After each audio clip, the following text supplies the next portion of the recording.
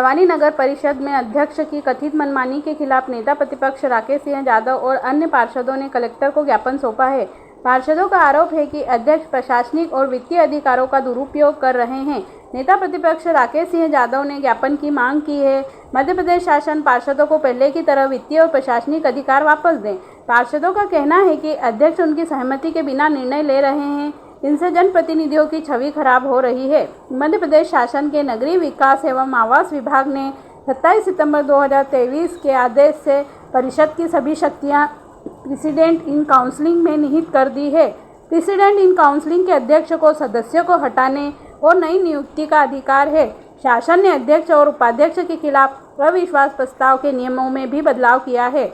अब इसके लिए 2 की जगह 3 साल का समय और 2/3 की जगह 3/4 पार्षदों के समर्थन की जरूरत होगी। पार्षदों ने नगर के विकास के लिए लोकतांत्रिक प्रक्रिया बहाल करने की मांग की है।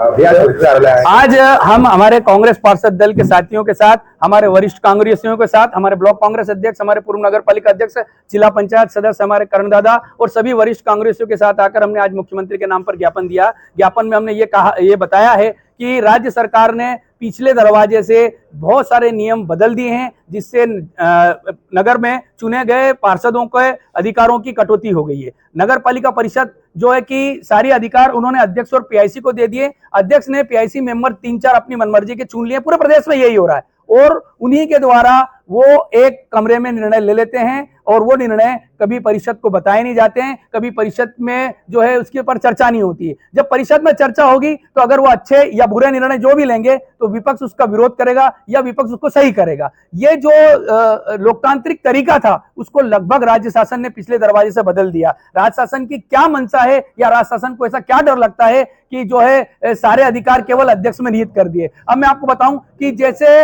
आज की तारीख में परिषद की जो बैठक होती है उसमें नामांतरण के अलावा किसी विषय पर चर्चा नहीं होती है। अगर ये जो निर्णय लिए, अगर जनता के हित के खिलाफ भी लिए निर्णय, तो हमें जब मालूम ही नहीं पड़ेगा तो हम किस बात का विरोध करेंगे। हमने ये मांग करी इस ज्ञापन के माध्यम से कि राज्य शासन तुरंत इसको बदले।